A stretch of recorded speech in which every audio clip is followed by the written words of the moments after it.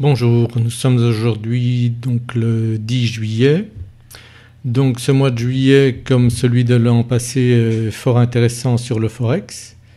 Si on regarde la journée d'hier, donc le 9 juillet, on a eu un mouvement de baisse intéressant ici.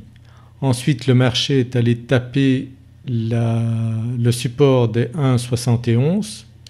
Donc j'avais bien repéré que ce support était un support très important, puisque quand on regarde en H1 on voit bien donc que le marché plusieurs fois est allé taper ce support et puis est reparti à la hausse. Donc je m'attendais à ce qu'il y ait une réaction, ce qu'on a eu. Donc le marché est remonté hier, donc il y avait des beaux trades à prendre ici. Et ensuite on a eu à nouveau le marché sur le plus haut précédent qui a réagi. Donc on est redescendu là, il y avait encore moyen de prendre des beaux trades, puis il est descendu encore plus bas au moment de la news pour repartir donc en fin de journée. Ce matin donc le marché, on avait le Goldman ici qui était rouge. Donc je me suis positionné ici à la cassure des 1,71 500. Donc j'ai vu une grosse bougie.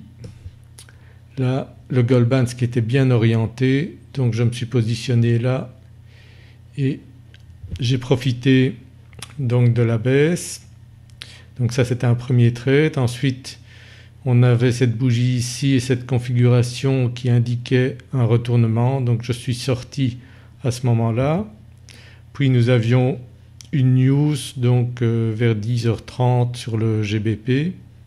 Je me suis repositionné ici à la baisse. Donc et maintenant je me suis à nouveau repositionné.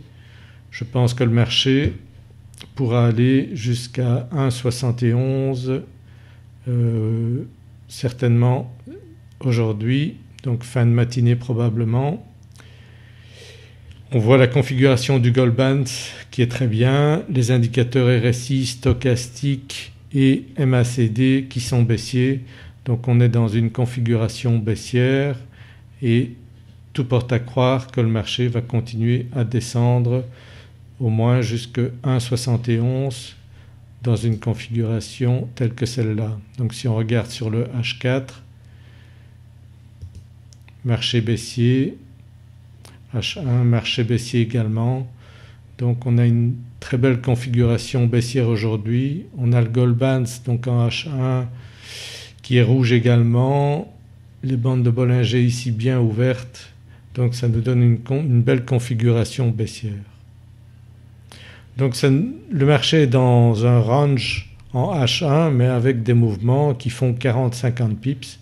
Donc c'est vraiment une configuration très intéressante, le GBP USD en ce début de mois de juillet. Donc il y a moyen de faire de très beaux trades durant la journée avec des allers-retours très intéressants.